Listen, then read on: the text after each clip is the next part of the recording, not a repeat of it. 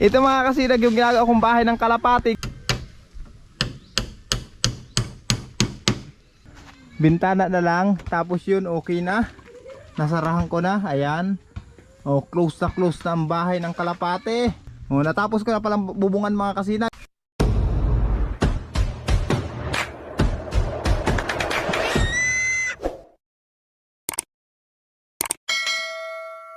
Mga kasinag, good morning.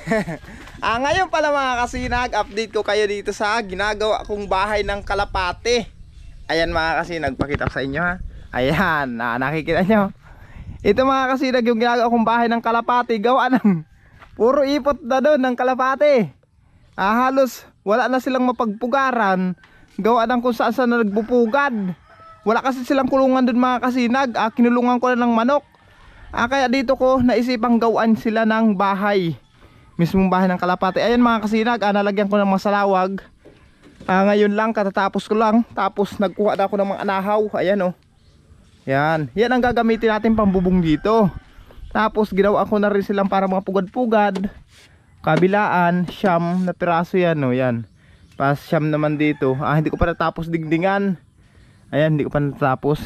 Tapos dito screen na lang ang inano ko, isinahig. Hindi pa nga hindi ko pa naikabit.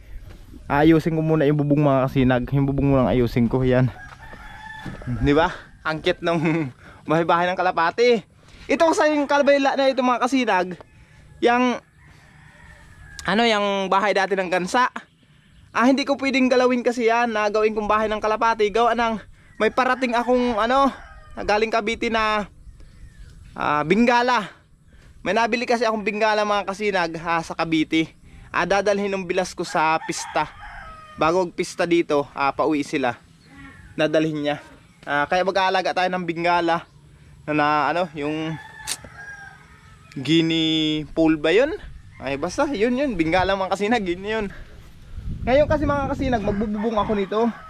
Ayan yung gagamitin natin. Magbubong muna tayo.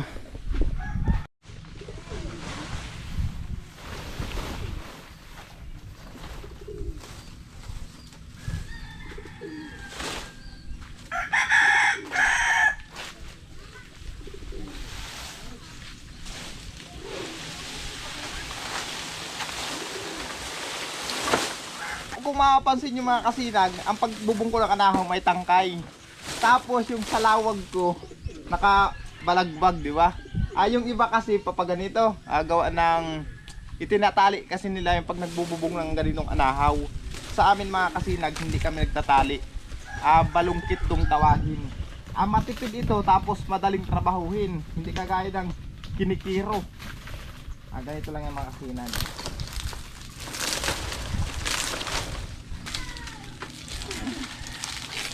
Ayan mga kasinag, ganyan lang ang technique niyan. Diba? Parang kinikiro dito mga kasinag kung tawagin yung ganitong pagbububong. Tapos sunod naman, basta pipingasan yung mga kasinag ang ganito para siyang pansabit dito sa kawayan.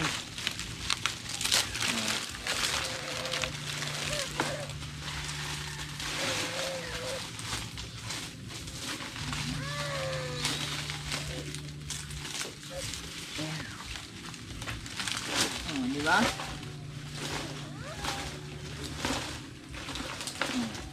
Ganyan lang mga kasinag ang gagawin nyo. Sunod-sunod lang yan papag ganun. Ganito lang.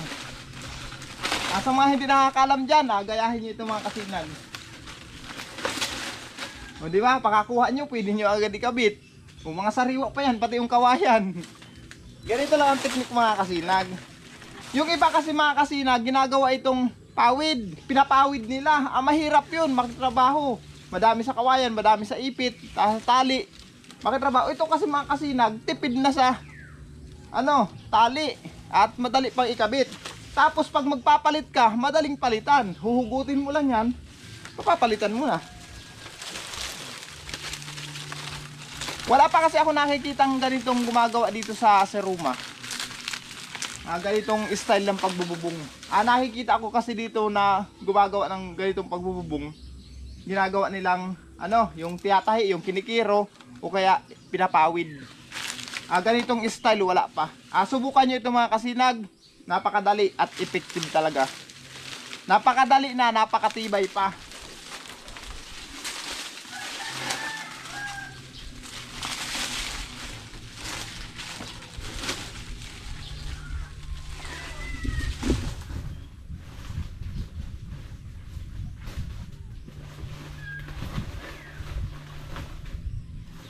Diba?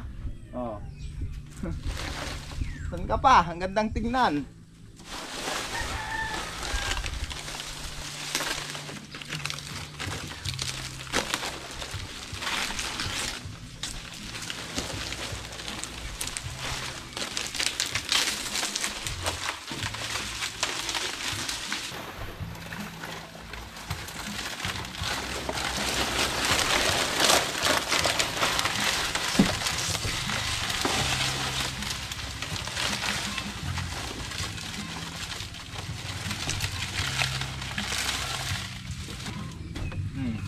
Tapos ito mga kasinag, kung mapapansin nyo itong mga sobrang na ito, puputulin nyo na lang yan.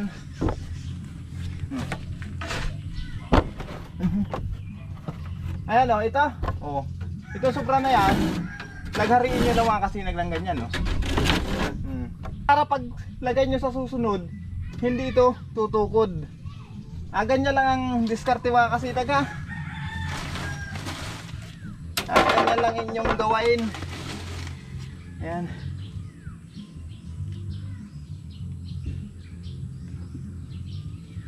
Ganyan lang ang teknik yan mga kasinag. Saka matibay.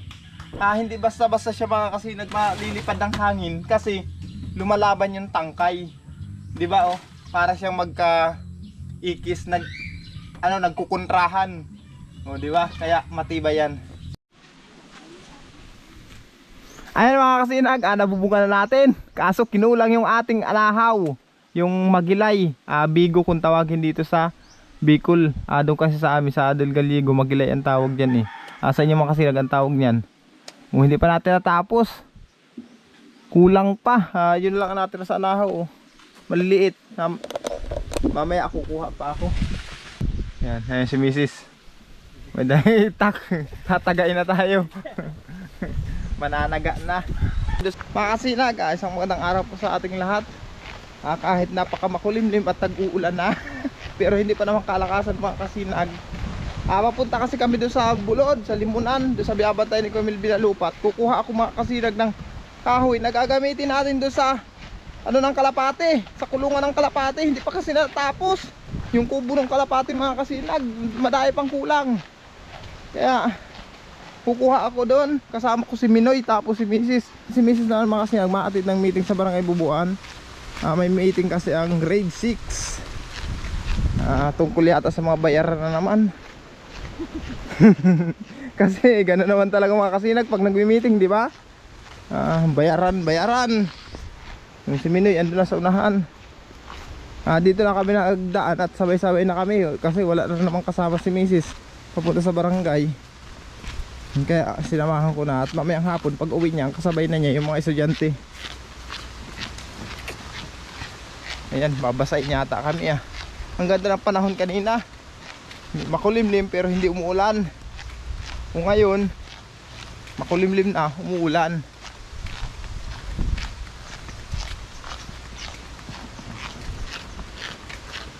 Umulaw din ang ulan mga kasinag. Napatulog-tulog pa ako doon sa duyan. Ay salamat. Sarap sanang matulog kaso lang hindi pwede mga kasinag gawa ng may sadya talaga tayo dito. Kukuha tayo ng ating kailangan kahoy. Dito tayo kukuha. Dito tayo naglinis ng nakaraan. Kung makapansin nyo mga kasinag, napakalinis, di ba? Ito yung trabaho natin ng nakaraan. Marami kasi dito mga barabaliklo, yung mga kahoy na matutuwid, na madaling balatan. Marami dito. Yun ang kukunin natin.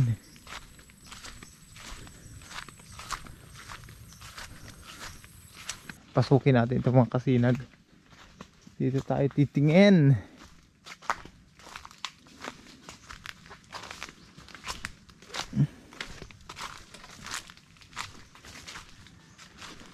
Dati napakarami ditong balikno na maliliit lang.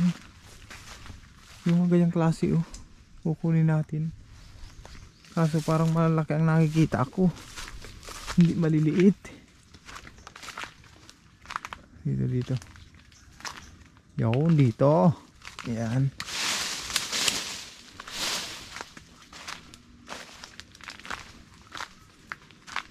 Ayun. Ganyan lang kukunin natin mga kasinag. Yung maliliit lang. Yung mga ganyan lang oh. Yan yung kahoy na kukunin natin. Maliliit lang.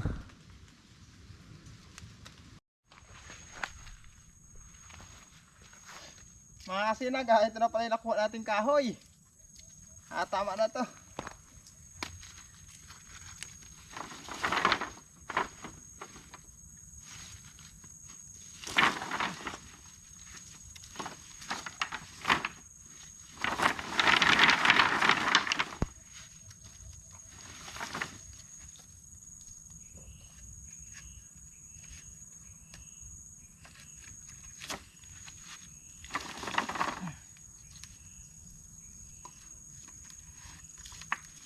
Panama na siguro ito doon sa bahay ng kalapati na ginagawa natin. Tapos pala itong pinapantali ko mga kasinag, balat din ito ng kahoy na kinuha natin.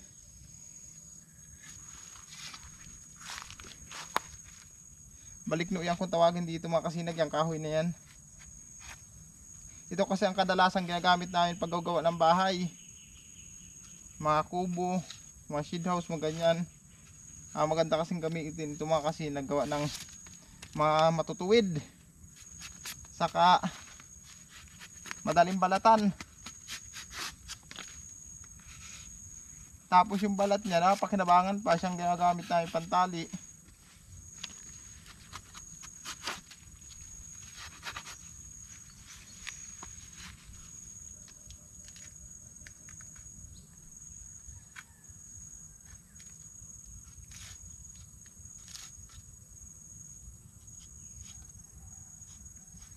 Ito ang balat na kailangan balatan pa. Kasi kailangan makasig alisin to. Matigas kasi pag itatali yan eh. Dapat kukunin niyo yung pinakang laman lang talaga.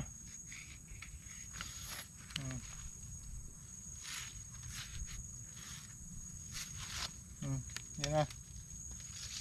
Tali na natin.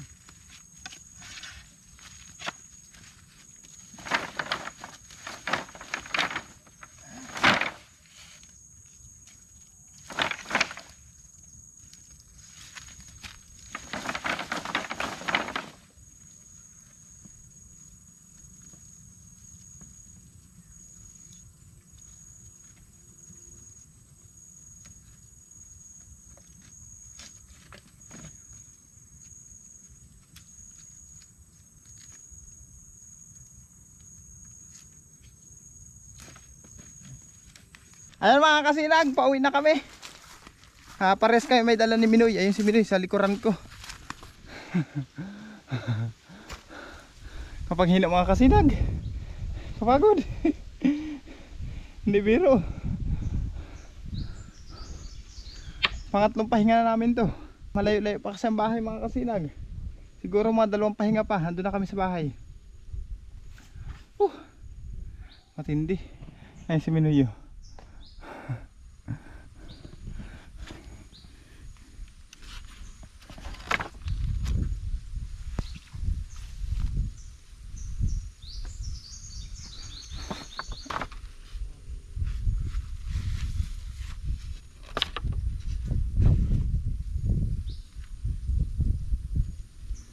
May pugad dito mga kasinag, may pugad. May ibon daw yan. May nakita akong pugad.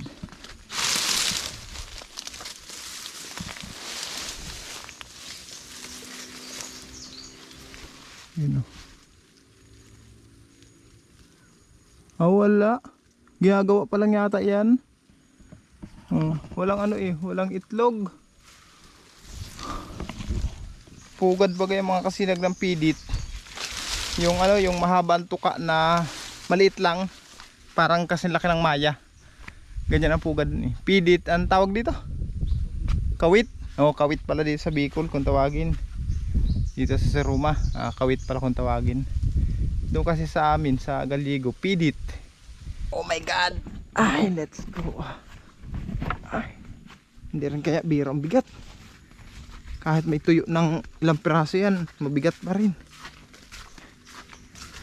Ilang pahinga pa mga kasinag, nasa bahay na tayo. Mapapanday na ulit natin yun kasi mahaba pang oras eh.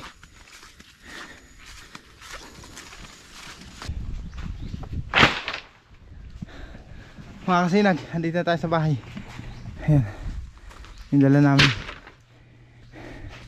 Ito naman yung bahay ng kalapati. O sige, Pinoy. Yan, ito yung bahay ng kalapati. Sasarahan ko kasi ito yung mga kasinag dito. Gagawin ko lang na maliit na pinto dito para pagpapasok ko, paglilinisan ko.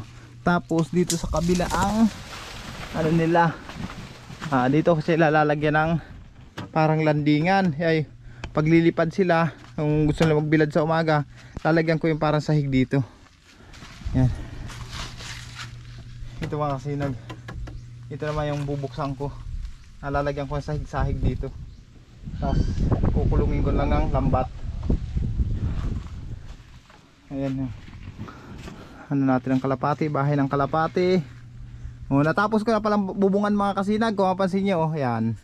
O, di ba? Tapos ng bubungan yan, may kukup na rin. Okay na. Pwede na nga tirahan eh. Di ba? Parang bahay na siya. Di ba? Screen lang ang isinahig natin para yung ipot diretso. Yan. Alaga natin. Dito na natin ikukulo yung kalapati natin. At kasi dun mga kasinag, grabing ipot. Tapos ito, aalisin ko ito mga kasinag. Itong bahay-bahay na dating ginawa ako na paitlogan, aalisin ko ito. Aalisin ko yan. May dalawang tugbo niyan sa taas. Ayun, may dalawang inakay. Alisin ko ito para buwilos sila mga kasinag dito.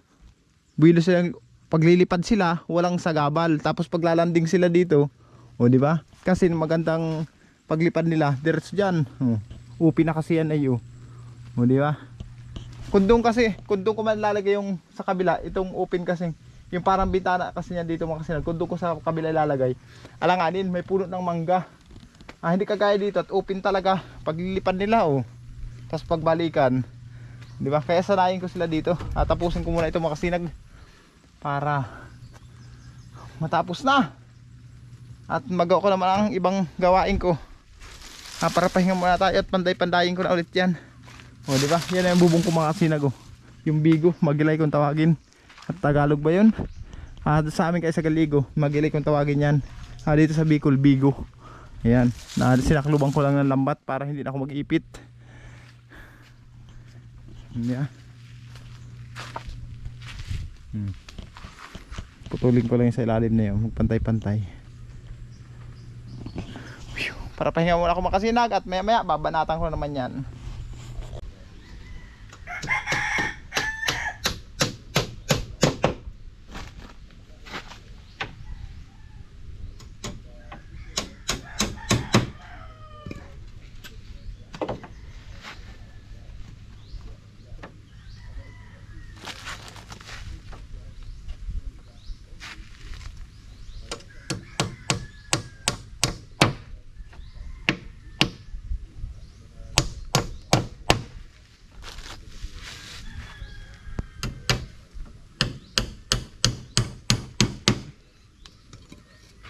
Ayos mga kasinag. Nakapagpahinga na tayo kaya pantay naman tayo. Diba? Okay na siguro itong pintuan na ito. Ano mga kasinag?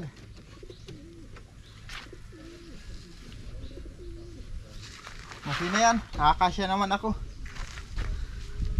Okay na itong pintuan natin. Pwede namang lagyan ko pa. Liliit na. Pag nilagyan ko pa, liliit ang masyado. Okay na yan. Doon naman tayo sa kabila. Ayan mga kasinag, bintana na lang. Kung mapapansin nyo, di ba? Ayan. Bintana na lang, tapos yun okay na. Nasarahan ko na. Ayan. Oh, close na ang bahay ng kalapate. Ayan. Oh, yung mga gamit ko sa loob. Ayan lang mga kasinag. Ayan na siya. Oh, yan ang bahay ng kalapate natin mga kasinag. Di ba?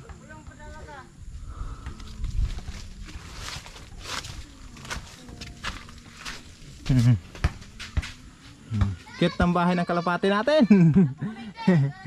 Tapos dito naman ang ilalagay ko mga kasinag, screen. Ito lang screen na ito. Ito lang screen na itong ilalagay ko dito. Na pwedeng bukasan, pwedeng sarahan. Pwedeng ganyan. Yan lang isasara ko dito. Okay na, safe na sila dito. Safe na ang ating mga kalapate dyan. Tapos lalagyan ko lang ng mga dapuan doon, hapunan doon sa loob. Para dyan lahat sila. Ay, labo-labo ko naman kasi at gusto ko kasing matapos na ito para bukas ibang trabaho na naman. Panibagong trabaho naman bukas. Gusto ko matapos na talaga to.